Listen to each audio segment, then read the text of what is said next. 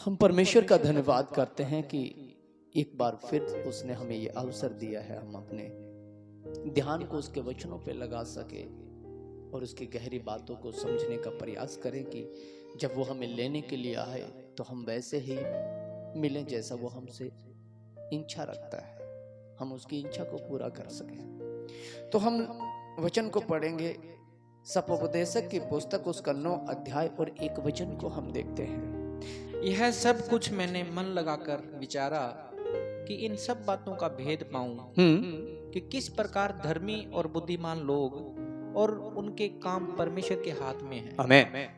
सुनो, सुलेमान राजा जो सबसे बुद्धिमान है, वो अपने विचारों को रख रहा है और वो भेद जानने की कोशिश कर रहा है। वो कह रहा है कि सब कुछ मैंने मन लगा करके विचारा है कि जो धर्मी और बुद्धिमान और उनके काम जो है वो सब कैसे परमेश्वर के हाथों में है।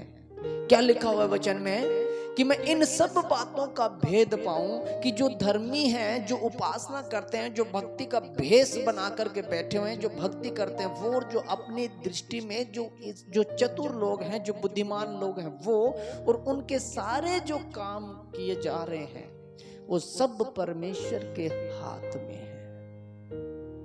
हमें लगता है कि हम जो काम कर रहे हैं उस पर दृष्टि परमेश्वर की नहीं है।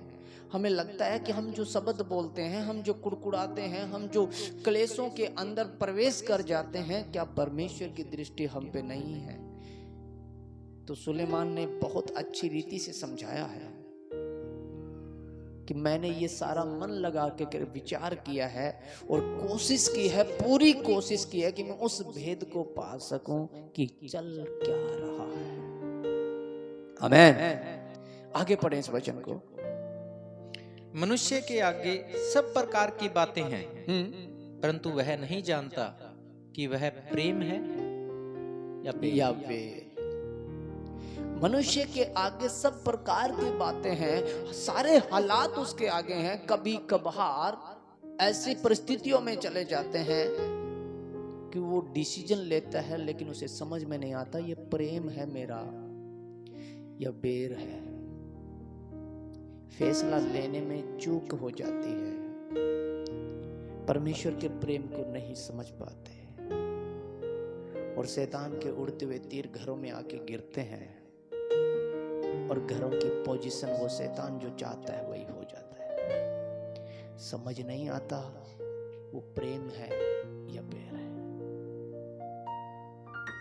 मनुष्य की दृष्टि ऐसी होती है, वो अपनी बुद्धि से, अपनी समझ से अपने आप को सही साबित करता है और उसका डिसीजन ऐसा लगता है कि मैंने जो बोला गलत थोड़ी बोला है।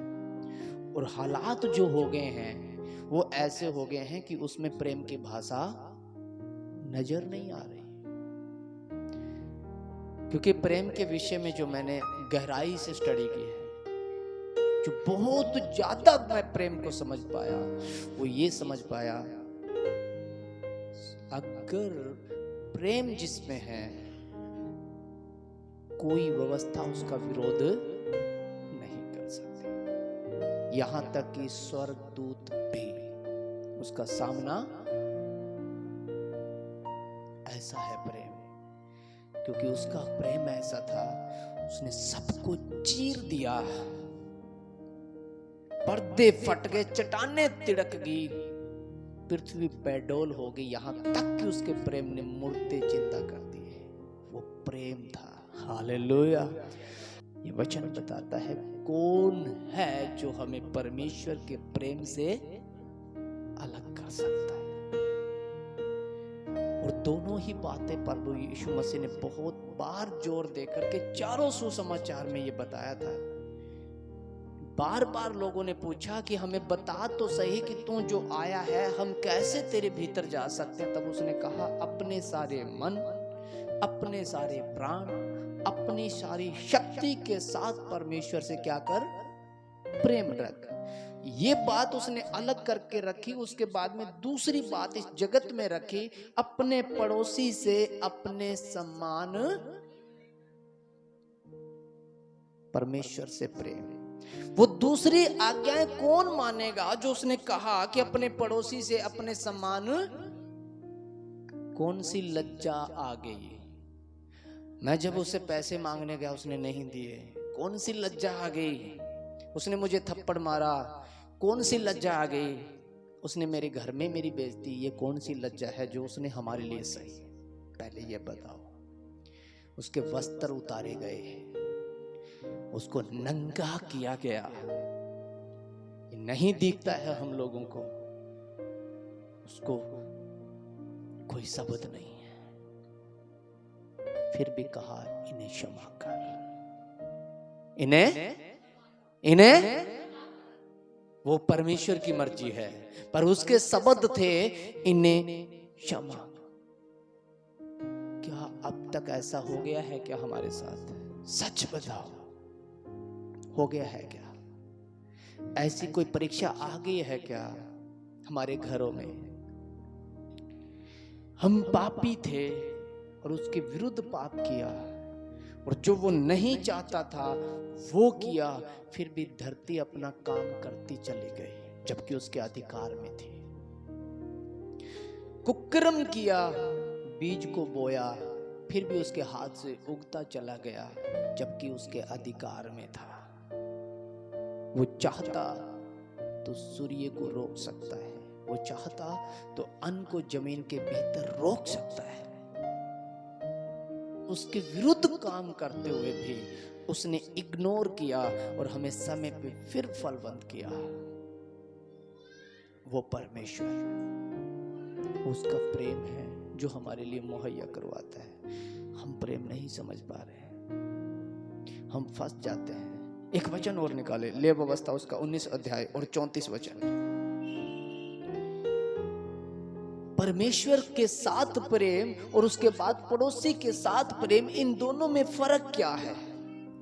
क्यों परमेश्वर चाहता है कि हम अपने पड़ोसी से जो हमारे साथ में बर्ताव बुरा करता है, जिससे हमारा कोई प्रयोजन नहीं है, हम अपना कमा के खाते हैं, उनका कुछ भी नहीं खाते, फिर भी परमेश्वर कहता है यदि तेरा बैरी भूखा हो तो उसे भोजन क्यों कहता है परमेश्वर? लेव अवस्था उसका 19 अध्याय 34 वचन पर, जो परदेशी तुम्हारे संग रहे वह तुम्हारे लिए देशी के समान हो।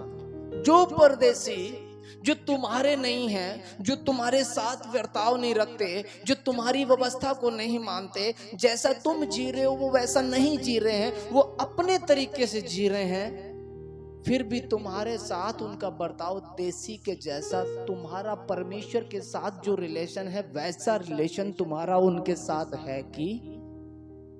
हालेलुया, समझ पा रहे हैं?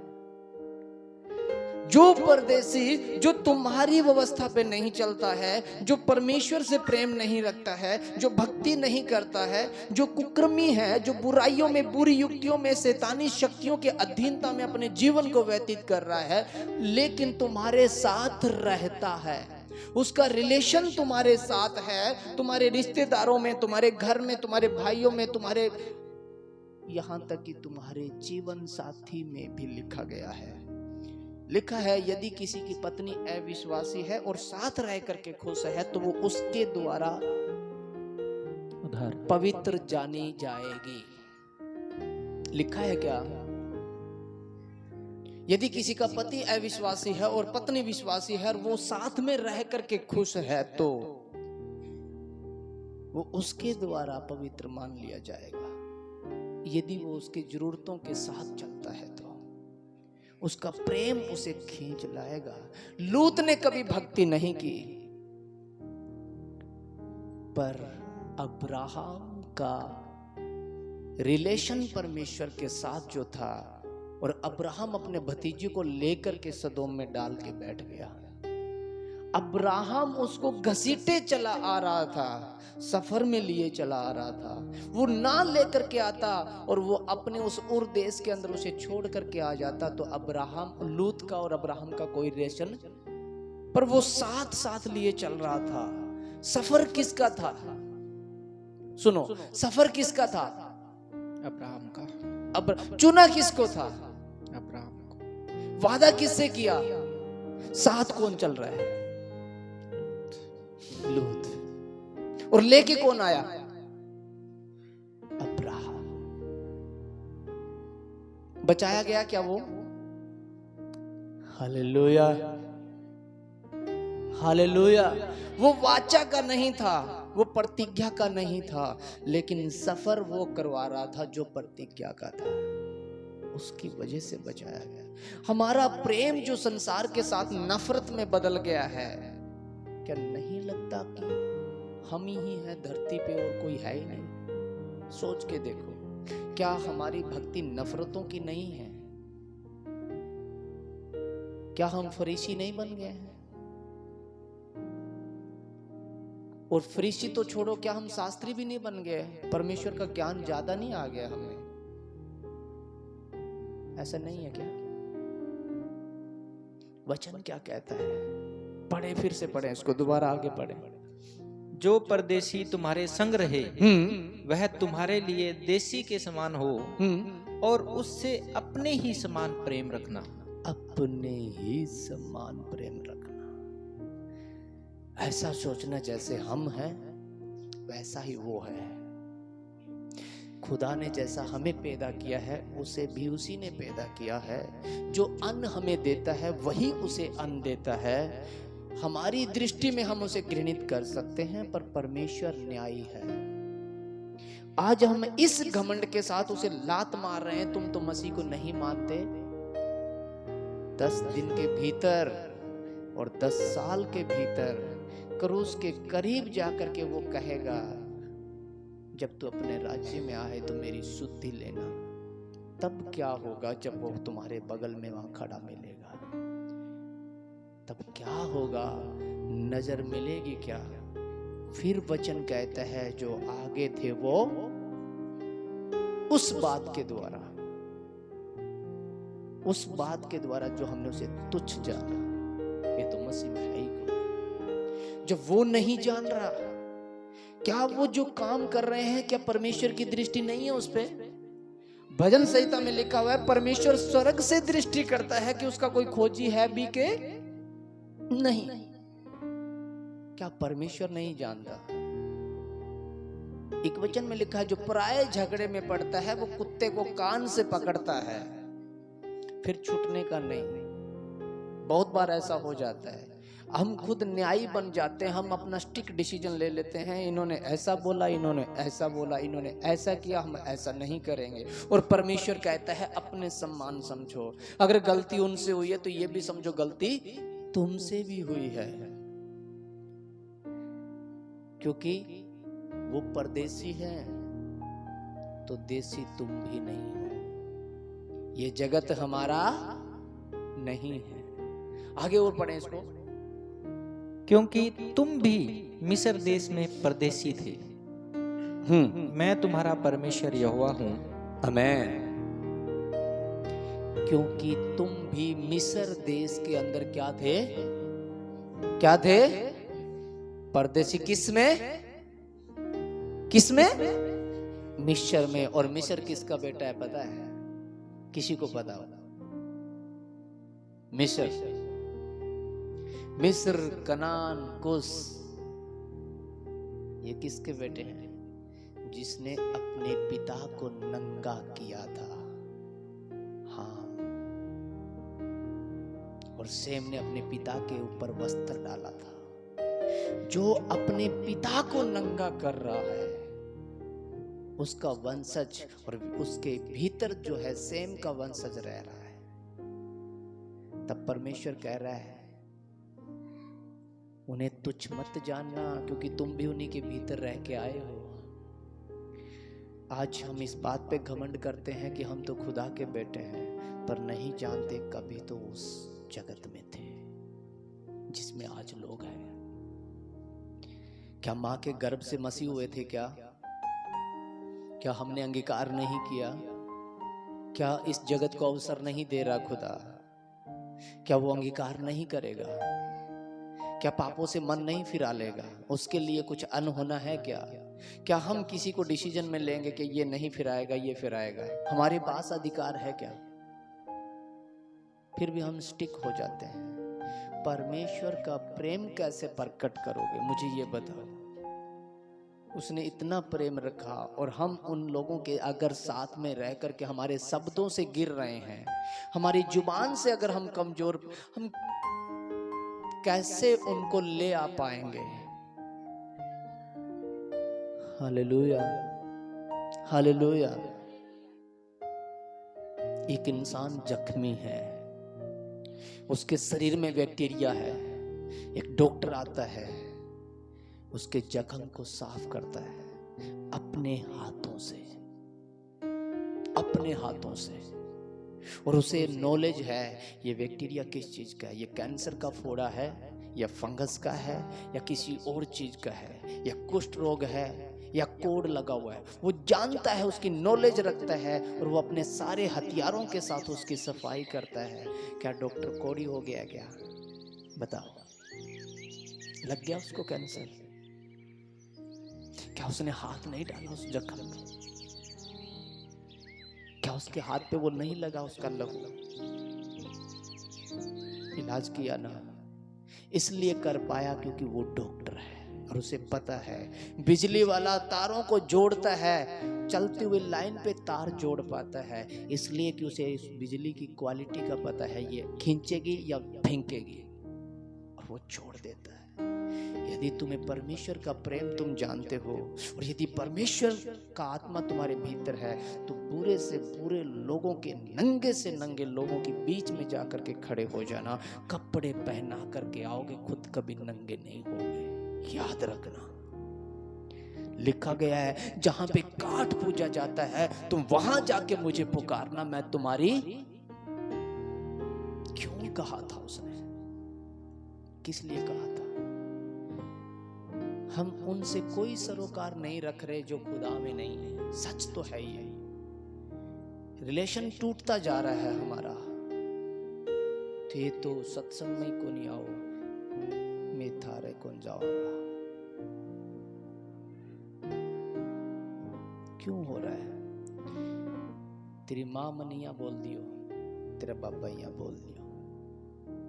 कितने लज्जित हो गए हैं, सोचो कितने लज्जित हो गए, कितनी बड़ी बेइज्जती हो गई है, क्या छूट गया है हमारा। पता है कितनी हो गई है?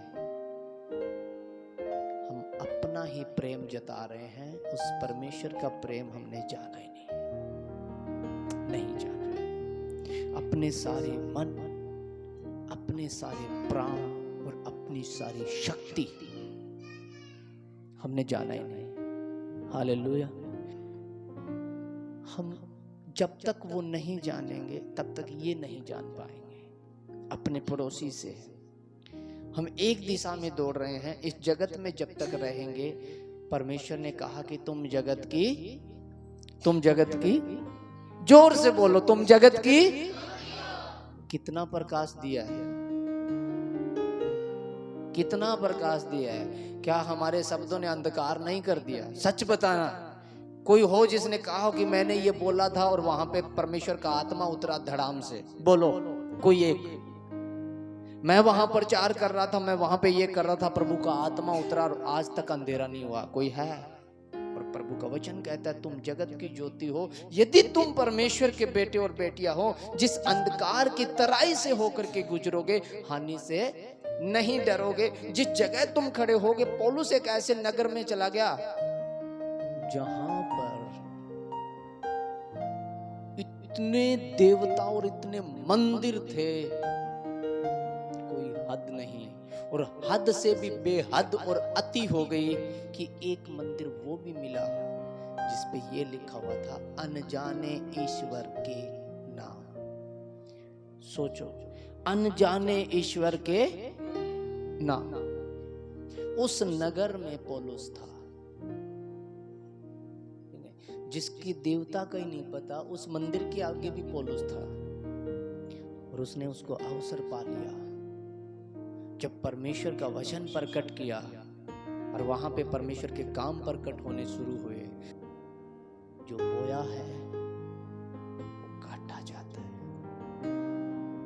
जो बोया जाता है वो हमारे शब्द लौट करके हमारे, यदि वो घर कल्याण के काबिल होगा तो तुम्हारा कल्याण वहां पे ठहर जाएगा, और नहीं तो लौट करके तुम्हारे पास फिर क्या बोला था हमने, सुनो, क्या यूज किया हमने किसी के प्रति, कैसा बर्ताव रखा है। जिस नाप से तुम नापोगे उसी नाप से तुम्हारे लिए दोष लगाओगे तो तुम पर भी। तो क्या कर रहे हैं हम लोग, कौन सा प्रेम है हमारे अंदर, कौन सी क्षमता है कि हम किसी को इतना प्रेम कर पा रहे हैं, किसी को जीत पा रहे हैं क्या। दिन प्रतिदिन हम खंडित होते जा रहे हैं, ना कि बढ़ोतरी होती जा रही। प्रेम तो बढ़ाता है, घटाता कभी नहीं है। दीप से दीप जलाया जाता है, ना कि बुझाया जाता। तो इसका मतलब हम ज्योति नहीं है, नहीं है, स्वार्थी जीवन हो सकता है। नहीं तो ज्योत से ज्योत जलती है, नफरतों की नदियां कभी नहीं हो सकती। एक वचन और पढ़ेंगे हम, व्यवस्था और उसका 23 अध्याय 7 वचन। व्यवस्था विवरण उसका 23 अध्याय और 7 वचन।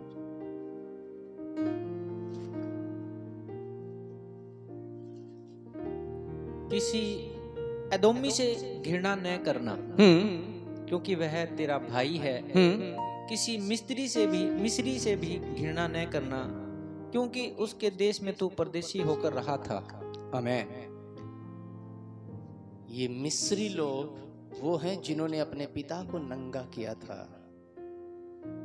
और वचन में कहता है इनसे भी घृणा मत करना, जिन्होंने पाप करके पाप से पैदा हुए हैं। और एदोमी से परमेश्वर किससे बात कर रहा है? इजराइल से। इजराइल कौन था? याकूब। क्या नाम था?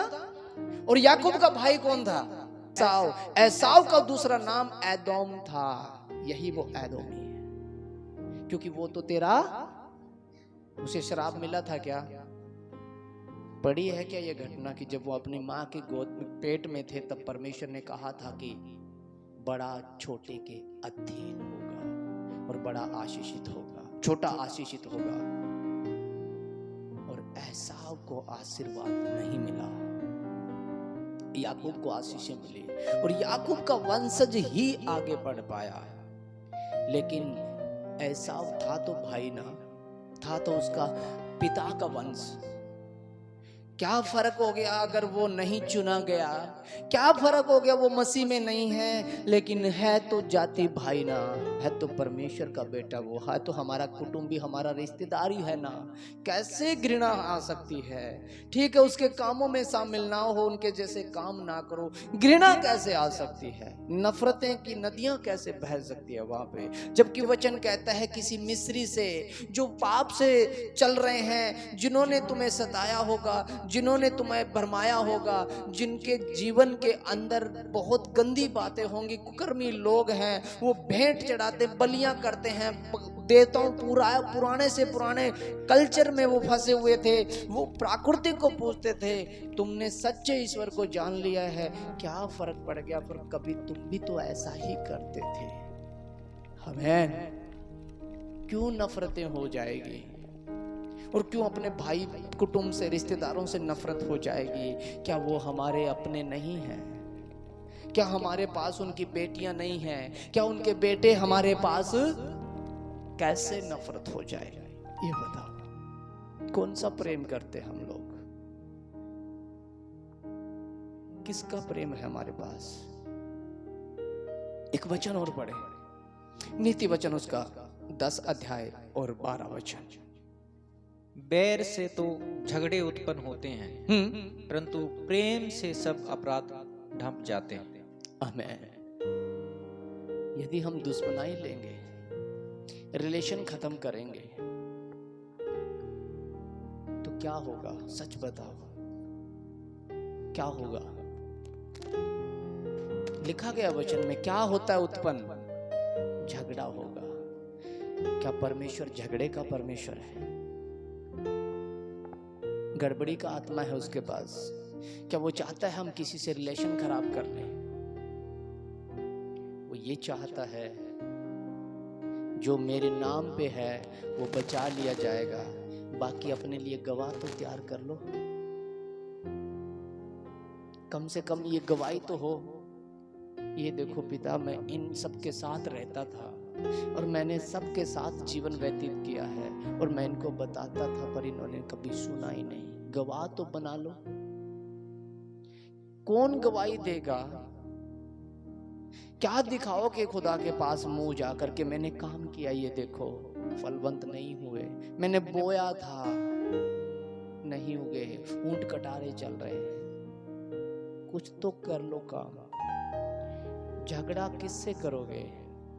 बैर किससे रखोगे? अपने ही तो थे ना। और यदि परमेश्वर जैसे हमसे प्रेम करता है वैसे हम उससे प्रेम करेंगे तो क्या पैदा होगा? आगे क्या लिखा हुआ है? अपराध ठप जाएंगे। क्या हो जाएगा? अपराध, हमारे अपनी कमियां कमजोरियां सब कुछ उस पे मिट्टी फिर जाएगी और एक नया जीवन निकल के, एक नई उम्मीद निकल करके आएगी। मैं एक वचन और देखें, 17 का 9 देखें, नीति का 17 का 9।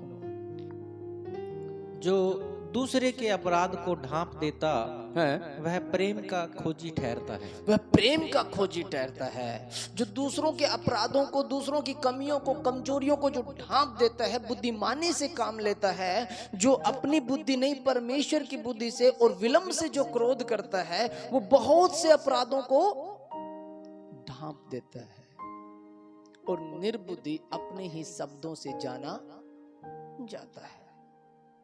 वो अपने, एक जगह तो लिखा हुआ है, जो नैन से सैन करता है, जो आंख से सैन करता है, जो पांव से इशारा करता है, उंगली से संकेत करता है, वह टेढ़ी मेढ़ी चाल चलता है, उसका मार्ग कभी सीधा नहीं हो सकता।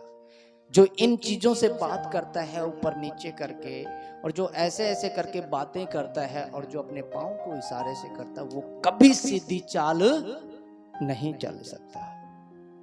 प्रकट हो जाता है वो इंसान अपने कामों से। और जो विलंब से क्रोध करता है वो डिस्कस करता है, सोचता है, मनन करता है, उस पे ध्यान लगाता है, उसका पोस्टमार्टम करता है। जो बातें उसके सामने आई है वो पहले उस बात को जांचेगा, ये परिस्थितियां क्या है कि हालात ऐसे हो गए, किस कारण से, जो मैं उनसे उम्मीद नहीं करता उनके पास से ये शब्द कैसे आ गए, जो मैंने बोया सरसों है तो ये पालक कहां से उगाई है, वो पहले मनन करेगा। मैं यहाँ पे सरसों बो रहा हूँ, ये ऊंट कटारे कैसे आ गए, वो विचार करेगा। वो अपने स्वामी से जाकर के पूछेगा, स्वामी हमने तो बीज अच्छे बोए थे ना, तो फिर ऐसा क्यों हो गया? तब स्वामी बताएगा ये दुश्मन का काम है। फिर हमारा डिसीजन होगा, पाड़ दूं? तब स्वामी कहेगा नहीं, साथ साथ चल इसके, क्योंकि मेरा काम है। जब कटने का समय आएगा तब इसको अलग कर दूंगा और बीज अपने खत्ते में इकट्ठा कर दूंगा, फाड़ना नहीं है। क्यों? किस लिए? कहीं ऐसा ना हो कि अच्छे बीज भी तेरे पांव के नीचे कुचले जाए। तेरी शिक्षा, तेरा जीवन, तेरे परमेश्वर की इबादत तू अपने ही शब्दों से, अपने कामों से कहीं दबा ना लियो। तुम्हारे लक्षण, तुम्हारी बोली चाली, तुम्हारा उठना बैठना, तुम्हारा स्टिक फरीसी बन जाना कभी तुम्हारे परमेश्वर की क्वालिटी को दबा के ना रख दे, क्योंकि वो दयालु है, स्टिक नहीं है। वो दयालु है, नम्र है, दीन है, पर वो न्यायी है, न्याय करता है परमेश्वर। वो पक्षपात, वो भूसी को अलग करेगा, बीज को खत्ते में इकट्ठा करेगा, उसका काम है। पर वो ये नहीं चाहता कि तुम अच्छे बीज को पांव के नीचे कुचल दो। अच्छा बीज क्या है? परमेश्वर की इबादत का जीवन। जब हम कुछ ऐसे फैसले ले रहे, मैं तो यहाँ को नहीं करा, तो वो जो हमारा स्टिकपन जो है वो परमेश्वर की दयालुता को दबाता है, नम्रता को दबाता है, प्रेम को दबाता है, और वो रिलेशन में खटास पैदा करता है। अच्छे बीज कुचल दिए जाते हैं। पालक तो हमने उखाड़ दी है, ऊंट कटारी तो उखाड़ दी है, लेकिन उसके साथ साथ हमारा जीवन भी चला गया। हमारा अपनी जो कमाई थी, जो बीज हमने बोया था, वो भी हमने उखाड़ लिया है। बदल हम उन्हें नहीं पाए तो बदले हम भी नहीं। खो हमने भी दिया। एक वचन और पढ़े, श्रेष्ठ गीत और उसका 8 अध्याय 6 वचन। मुझे नगीने की नाई अपने हृदय पर लगा के रख और ताबीज की नाई अपनी बांह पर रख, क्योंकि प्रेम मृत्यु के तुल्य सामर्थी है। आमेन। जिस प्रकार से मृत्यु के अंदर एक सामर्थ है कि वो आएगी ही आएगी, ऐसे ही प्रेम में वो ताकत है कि वो अपना काम बगैर किए नहीं रहेगा, वो प्रकट होगा। प्रेम कभी छुप नहीं सकता, प्रेम कभी बह नहीं सकता, प्रेम को कोई सागर डुबो नहीं सकता, कोई आग प्रेम को जला नहीं सकती। वो प्यार जो खुदा का है, वो प्रेम जो परमेश्वर का है, जितना मर्जी तुम छुपाओगे, यदि तुम में परमेश्वर का प्रेम है तो जो नगर पहाड़ पे बसा हुआ है वो कभी भी छुप नहीं सकता, क्योंकि वो घर चट्टान पे है। तो इसलिए लिखा गया है, इसे नगीने के समान अपने हृदय में, जैसे स्त्रियां मंगलसूत्र को अपने हृदय से लगा करके, लॉकेट को अपने हृदय से लगा करके रखते हैं, ऐसे अपने गले में, अपने बाजू पे ताबीज के समान रख, क्योंकि प्रेम में सामर्थ है। जिस प्रकार से मृत्यु नहीं टलती, प्रेम कभी नहीं टलता। भविष्यवाणियां टल जाएगी, ज्ञान समाप्त हो जाएगा, भाषाएं बोली जाती रहेगी, पृथ्वी और आसमान टल जाएगा, पर प्रेम कभी नहीं टलेगा। वो सामर्थ्य, आगे पढ़े। और ईर्ष्या कब्र के समान निर्दयी है। और ईर्ष्या कब्र के समान, कब्र के समान। अब कब्र में क्या क्वालिटी है? यदि हमें किसी से ईर्ष्या है, किसी से नफरत है, किसी के कामों से नफरत है, किसी की बातों से नफरत है, और हम उनके साथ में रिलेशन नहीं रखते, तो फिर वो कब्र के समान है। और कब्र में क्वालिटी क्या है? डेड बॉडी जब रखी जाती है 1 महीने के बाद वैसी नहीं मिलती। क्या हो जाता है? सड़ जाती है, कीड़े पड़ जाते हैं। ईर्ष्या ऐसे जीवन को सड़ा देती है, क्वालिटी समाप्त कर देती है, उसके रिलेशन में कीड़े पड़ जाते हैं, वो खुद भी टूटता है और औरों को भी तोड़ता रहता है। ईर्ष्या ऐसी है। और प्रेम बहुत से अपराधों को ढांप देता है। बंद कर दो घमंड। मैं बार बार कहता हूं, हर प्रकार के घमंड को पांव के नीचे ले लो, तुम्हारे बीज खा रहे हैं। पक्षी आते हैं और चुग ले जाते हैं। यदि घोर अंधकार की तराई से होकर के गुजरूं तब भी हानि से, कहीं भी जाना पड़े, कैसी भी जगह जाना पड़े, तुम्हें किसी के कामों में लिप्त नहीं होना है। जाओ, उस प्रेम को प्रकट करो ताकि लोग कंफ्यूज हो जाए, ये किसको मानते हैं, ये कोई अलग से लोग लगते हैं, इनमें बड़ा प्रेम है। प्रकट करो अपने खुदा को, छुपो मत, भागो मत। कहां तक भागोगे? प्रभु यीशु मसीह ने आज से 2022-23 साल पहले कहा था, यदि एक नगर में तुम्हें सताए तो दूसरे में। ये उस समय की बात थी, अब की नहीं है ये। अब कौन सा नगर है जहां पे सताओ नहीं है, ये बताओ? कोई है? कोई बचा है नगर? कहां भाग जाओगे? अब जिस नगर में भागोगे सताओ वहीं पे है। इसी सताओ के अंदर प्रकट करो। समय थोड़ा रह गया है, वो आने वाला है। हालेलुया। आगे एक वचन और हम इसी को पढ़ें। पानी की बाढ़ से भी प्रेम नहीं बुझ सकता और न महानदों से डूब सकता है।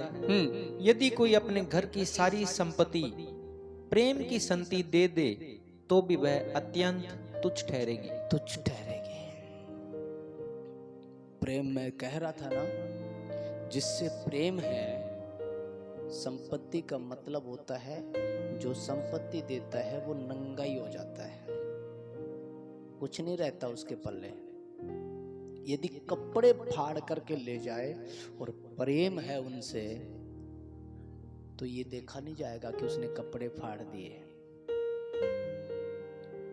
ईयर लीड लेके आया था 2000 रुपए की, वचन सुनता था, बाइक पे चलता हूँ, किसी की कॉल आ जाती है, कान में लगा लेता हूँ।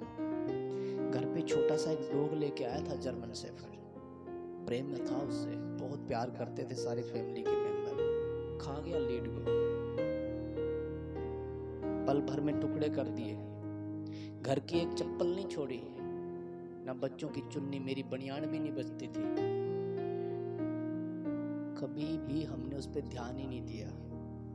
सारे उसके इग्नोर होते थे सारे काम, क्योंकि उसकी मासूमियत हमें खींच ले जाती थी। छोड़ो कोई बात नहीं, बोल ले आए, जानवर है। उसका अट्रैक्ट जो था, उसका प्रेम जो हमसे था, वो इग्नोर करता था सारी बातों का। नहीं तो क्या होता, धक्के मार के घर से बाहर निकालते, कभी घर में नहीं रखते। इतना नुकसान कोई नहीं सहता, पर उस प्रेम के आगे वो नुकसान भी कुछ नहीं था, कुछ भी नहीं था। प्रेम ऐसा होता है, कोई शब्द आपको किसी से अलग नहीं कर पाएगा। सुनो ध्यान से, किसी का काम आपको उससे अलग नहीं कर पाएगा। यदि खुदा का प्रेम आप में है और परमेश्वर आपके अंदर काम करता है, तो कहीं भी जाके खड़े हो जाना। मैं गारंटी के साथ कहता हूँ, हम मंदिर में भी खड़े हो सकते हैं, मसान में भी खड़े हो सकते हैं। हम कहते हैं कि जहाँ पे जोत आती है वहाँ पे ज्योति जरूर आएगी। Hallelujah, hallelujah. पर ज्योति वाला खड़ा होना चाहिए, खड़ा होना चाहिए वहाँ पे। परमेश्वर का प्रेम प्रकट होना चाहिए वहाँ पे। शब्दों में परमेश्वर है। ये मत कहना, लिखा गया पुराने नियम में, ये मत कहना कौन आसमान में चढ़ेगा कि उसे नीचे ले आए, कौन नीचे जाएगा कि उसे ऊपर ले आए, हमारे लिए उसे उतार ले आए। क्योंकि वचन तेरे मुंह में है, वचन तेरे निकट है। जब वचन ही मुंह में है तो कहां से प्रकट करोगे, कौन से शब्दों से करोगे? प्रभु उतरेगा तब प्रकट होगा। लिखा गया वो तेरे भीतर है।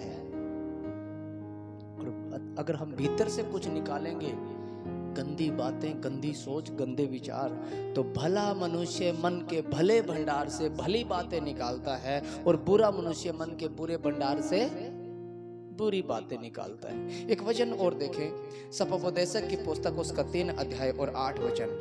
प्रेम का समय और बेर करने का भी समय, लड़ाई का समय और मेल का भी समय है। आमेन। हर वक्त एक जैसा नहीं होता, हर समय एक जैसा नहीं होता। कई बार ऐसी परिस्थितियां आती है जब झगड़ा भी होता है, पर उस झगड़े में पड़ा थोड़ी कोई रहेगा। गुस्सा तो कर, पर पाप मत कर। सूर्य अस्त होने से पहले तेरा गुस्सा क्या हो जाना चाहिए? ठंडा हो जाना चाहिए। समय है झगड़े का, पर समय भी है मेल करने का। अवसर पाते ही उसे मेल करो, बने ना रहो उस पे। उसके कामों से शायद हो सकता है झगड़ा हो जाए, पर किसी इंसान के साथ रिलेशन मत खराब करना, क्योंकि गर्भ का फल परमेश्वर देता है। वो भी खुदा की संतान है। जरूर है कि वो भटके हुए हैं, जरूर है कि शैतान के कामों में लिप्त है, पर कभी तुम भी थे। ये जान करके उनके साथ प्रेम करना कि कभी हम भी परदेसी थे। आज वो परदेसी हैं तो क्या हुआ, हम भी कभी परदेसी थे, हम भी कभी मिस्र में थे। आज वो मिस्र में है तो क्या हुआ, आज वो पाप में है तो क्या हुआ, हम भी कभी पाप में थे। इसलिए उनसे प्रेम करो। हे खुदा ने क्षमाकार, उनके समीप जाकर के वहां खुदा को प्रकट करो। जब भी बात करो, कोई बोले तो ऐसा बोले जैसे परमेश्वर का वचन हो। ऐसा वचन कहता है। एक वचन और देखें हम, व्यवस्था विवरण उसका 23 अध्याय और 5 वचन। व्यवस्था विवरण 23 अध्याय और 5 वचन। परंतु तेरे परमेश्वर यहोवा ने विलाम की ना सुनी, किंतु तेरे परमेश्वर यहोवा ने तेरे निमित्त उसके शाप को आशीष से पलट दिया, इसलिए कि तेरा परमेश्वर यहोवा तुझसे प्रेम रखता था। आमेन। परंतु तेरे परमेश्वर यहोवा ने बिलाम की न सुनी, किंतु तेरे परमेश्वर यहोवा ने तेरे निमित्त उसके श्राप को आशीष में बदल दिया। जब बिलाम नबी इजराइल को श्राप देने के लिए निकल रहा था, गधी रुक गई थी। पढ़ा है किसी ने? हालेलुया। अनबोल गधी भी बोल उठी कि क्या मैं तेरी वही गधी नहीं हूं जिस पे तू सफर करता है? तू मुझे क्यों कोसता है? क्या तेरा परमेश्वर तुझे नहीं रोकता कि उन्हें शराब मत देना, वो आशीषों के लिए ठहराए गए हैं। कौन सा? एक जगह लिखा हुआ है नीति वचन में शायद, जैसे सुप बनी उड़ते उड़ते, और वो गोरिया है शायद, डोलते डोलते नहीं बैठती, ऐसे व्यर्थ शराब कभी नहीं ठहरते। हालेलुया। शराब जो निकल गया किसी के मुख से, वो निकल तो गया, वो जाएगा, जगह ढूंढेगा।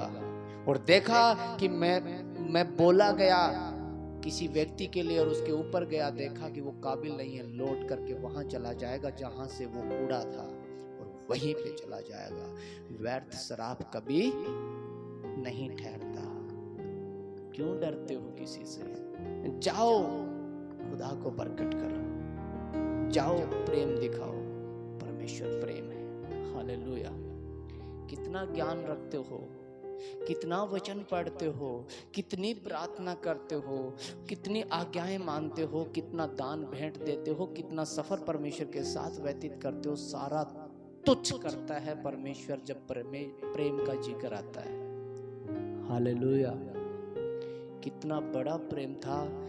चलना कितना मुश्किल था वो, फिर भी चल रहा था। किसके लिए? मेरी खातिर। क्यों?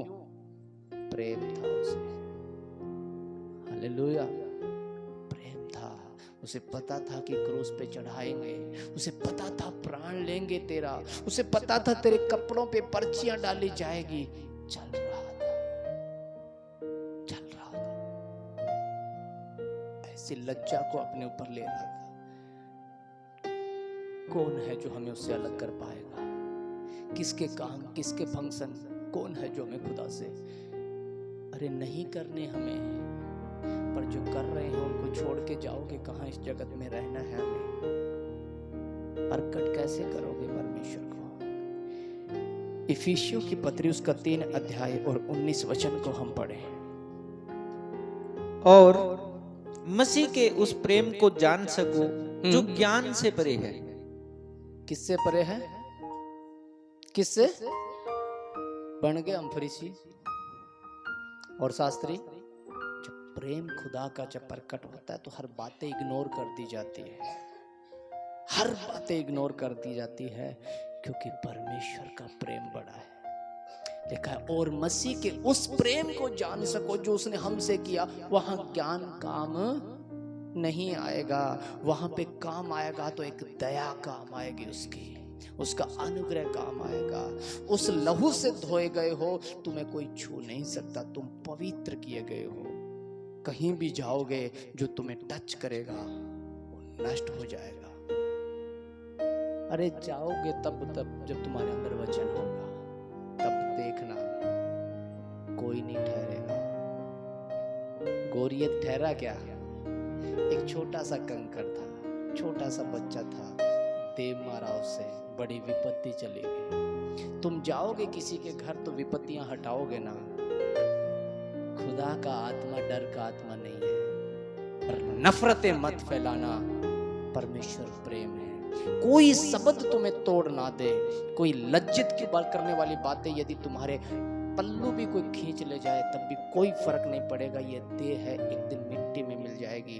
आत्मा समाप्त मत होने देना। आमीन, आमीन। वो लज्जित स्त्री थी जिसको पत्थरवाह कर रहे थे, और यीशु मसीह ने कहा तेरे पाप क्षमा हुए। वो फिर लज्जित नहीं होने पाई, और वो एक दिन अगुवाई करने वाली, पवित्र लोगों की सेवा करने वाली वो लड़की थी। कौन सी लज्जा तुम्हें तोड़ देगी? परमेश्वर आपको आशीष दे। प्रेम को प्रकट करो, क्योंकि परमेश्वर प्रेम। हालेलुया।